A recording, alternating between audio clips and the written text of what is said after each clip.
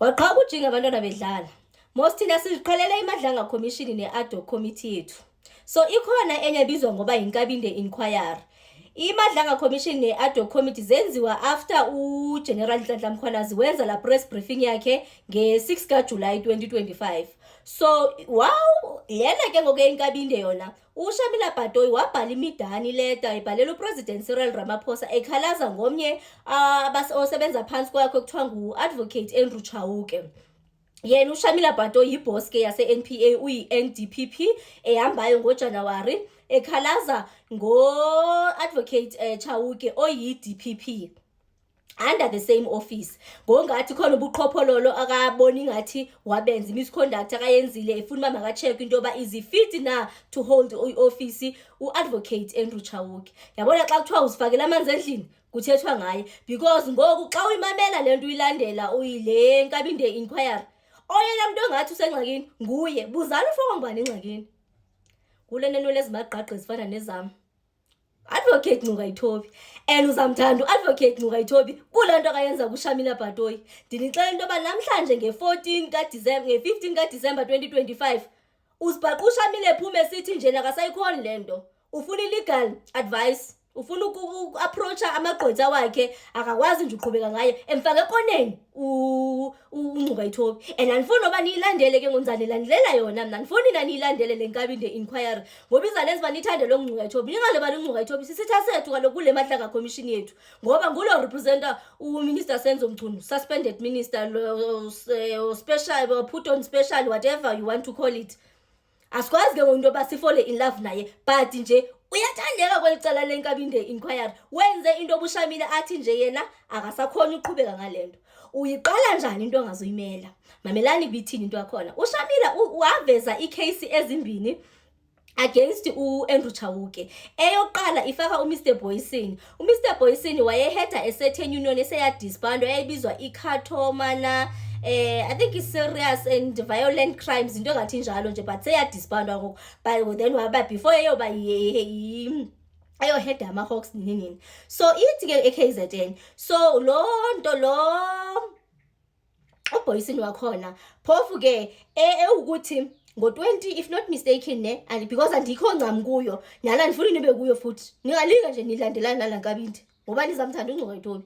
Ngo-2012 if not mistaken wa-arrestwa for i-charges eze-recurring plus i-murder ne engathi zenziwa yile ngama-police officials under unit yakhe. So kuvela ngongathi amaphoyisa bokuthi xa kune-suspect ayithi chunce xa wegqibile amthuma uphuthu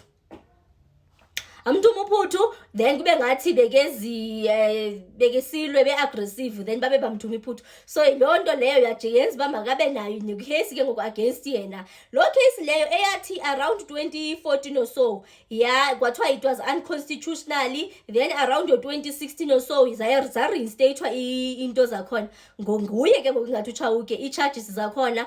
2019 withdrawa unto uShamila xa kengena in office yena ebona lo nto leyo according to yena is not constitutional. So andikho sure into yoba lo Mr Boysen lo inoba usecaleni kaShamila okanye ithini into yakhona andiyazi because the actual case I don't know the actual merits of the case but ndizimisela into yoba ndizayilandelela ndi-understand yoba kwenzekani ngoko.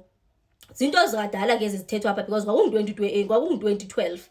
Icase yesibini ifaka umdluli uRichard Mdluli. uRichard Mdluli nizamkhumbula ke nalapha kumadlanga commission no-ad hoc committee liyavela igama lakhe, kumenshiniwe nguGeneral Nhlanhla Mkhwanazi. Ngulo owathi mhla uGeneral Nhlanhla Mkhwanazi actor as a national commissioner wafuna ukumprosecutor, then as no former minister of police ongasekhoyo onathi Mthethwa bamprevent ukuthi prosecute uRichard Mdluli for icase yokwenza nama-corruption nama-fraud ne-murder.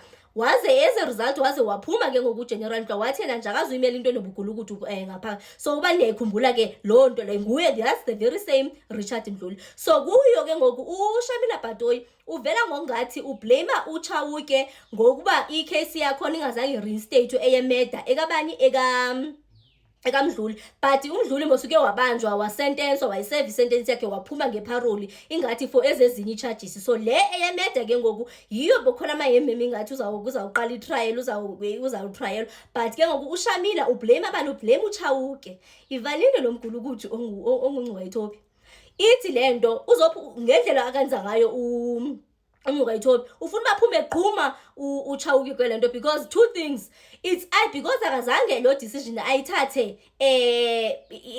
ezini uba esithi uyayi-withdrawa, wathi wayirefera to into ebizwa ngoba yi-inquest, wathi pending the outcome of i-inquest, then uba i-outcome ifuna into yoba makaprosecutwe, uzaprosecutwa uMdluli, i-argument yakhe uNgqwayithobi leyo. Iphinde ke ngoku ithi lento futhi ngaphezulu wayenebhosi uChauke, ibhosi leyo uba ngaba wayebone into yoba kunobu-wrong kunobuqhopholo kulonto, kwakuthiwa I think Mr Nxasana kwakumele into yoba Mr Nxasana amprosecute, aqhubeke amprosecute. It was not irresponsibility kaChauke into yoba for uba uShamila azofuna ukuthini, azofuna ukuprosecutor u-advocate Chauke. Ndithi ke ngoku ithi lento njoba uShamila ezise apha ezoxela ngo-advocate Andrew Chauke, hayi laa nto isala naye usengxakini, umphele emophula uNgqwayithobi, uze wabe namhlanje ke-15 uthi nje nakazuyenza wadelela ke ngoku, sekadelela bani edele, ndize ndisifakile iividiyo nyana zakhe eziyi-2, sekadelela ke ngoku ii-commissioners ezi. Phofu ke ngoku wayibizwa inkabinde inquiry is because ichairwa ngu-Justice Elizabeth, ngu-retired Justice Elizabeth Nkabinde. So that's why ibizwa inkabinde inquiry, which is while the other one iMadlanga Commission ibizwa iMadlanga because of ichairwa ngu-Justice Mbuyiseni Madlanga. So lena ibizwa inkabinde Madlanga. Hayi bafethu, I've been following, it's just that uba ngaba awu-understand certain terms nani iza kufrustrate yona inkabinde, ayifani nale, because andithi le iMadlanga Commission ifaka even i-ordinary people, ordinary citizens. So umgangatho wayo bawenzela into yoba nathi masi-understande lula. Hey inkabinde yona ifuna into yoba ube ngathi awunazi-distraction incam nje xa uyimamele, because phaa kuyo akuthethwa la magama serious, inobukhodi leya. Uze wabe namhlanje ubadelele uchair wamkhola into order uShamila into yoba njoba usidelela nje ufikile apha ubona mntu wena udelela wonke umntu, and you should note into yoba loo nto i-on record. Kukhona apho uShamila wafuna ukunqala khona, wafuna ukuhamba wathena akazuqhubeka engakangabi ufumana illegal advice. Ke ngoku ezinye izinto zanamhlanje kuyatsha kuyilaa nto inkabinde inquiry. Amagama kaNgqwayithobi athe nje, so ufuna ukundixelela because right now ndibhizi ndiya cross examine kukuthi mos xa iqala le nto uShamila according to yena ngendlela bekefune ngayo bokungathi ufune nje uba makaxele athi sikiyazi nja, then ke ngoku kudilwe noChauke engayicinganga into yoba uza cross examine naye kule nto akayithethile, because nguye umntu othathe le nto wayisa phaa, awuxakele nayo ngoku into yakhe.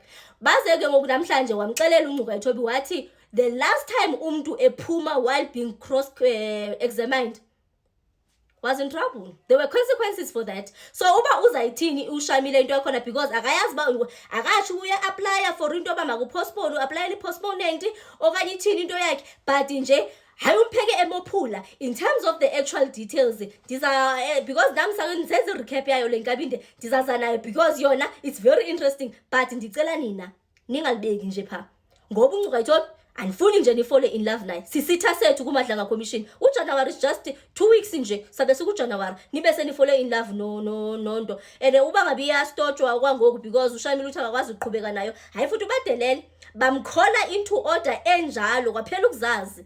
Watsho uNgqwayithobi wathi kaloku silapha ngoku and not under uba thina sizele apha, ndize apha ndizorepresenta u-Andrew Chauke, advocate Andrew Chauke, owena omenzele ezi allegation ezilapha uzophendula loo nto leyo, he's here. So xa usithi ngoku wena ufuna ukuphuma bese kuthini, because he's here uzo-accounta for ezinto wena ombeke amacala amabalabala ngazo, bese wena umnikazi wayo uhambe ngoba ngumuntu obhala wazidina wabhala iletter ubhalela upresident.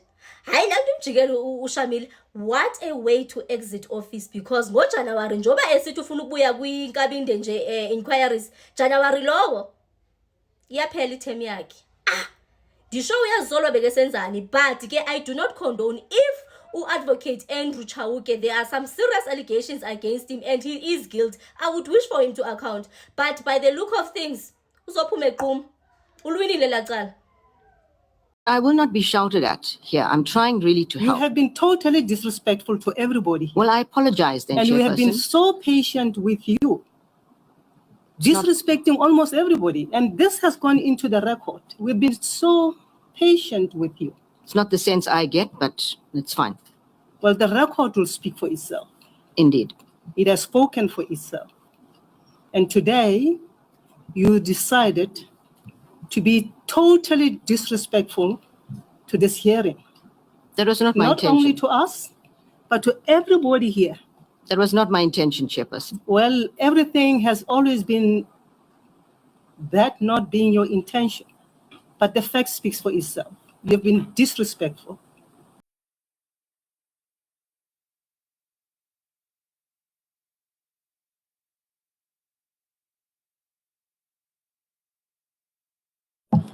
Good afternoon, Advocate Batoyi.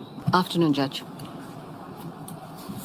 We have just been informed when we were about to come here and resume that you decided that you are not coming back because you would like to go and consult counsel, correct? That is correct, Chairperson.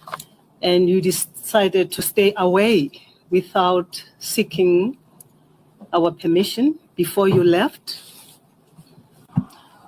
I decided, Chairperson, that I was not going to come back pending getting proper legal counsel. And you made that decision without us giving direction or permission for you to leave whilst you are still being cross-examined? That's correct, Chairperson. Why so? Because I think it's an important decision and it's one that I need to take myself. I'm not asking you about your decision. I'm asking you, you are before us and you decide that you are leaving without approaching us with a request or an application through your team to give you that permission, and you stay away. Chairperson, I wasn't seeking permission. It's something that I decided I needed to do because it is about me and my integrity. So you can do whatever you want without approaching us. Chairperson, I didn't want to come here because I did not want to be subjected to this kind of questioning. I would appreciate it if I can be excused now. I'm asking you questions first before we excuse you. That's why we called you back to the hearing chamber, because this inquiry is instituted at your instance, and we have been appointed to preside over this inquiry. And you decide, totally disregarding this panel, and to walk away and not decide not to come back here. Chairperson, I was in the building. When I was told to come back, I did come back. Do you want to walk away now? I would appreciate it if I can be excused. This is the request that you ought to have made before you behaved the way you did. Understood?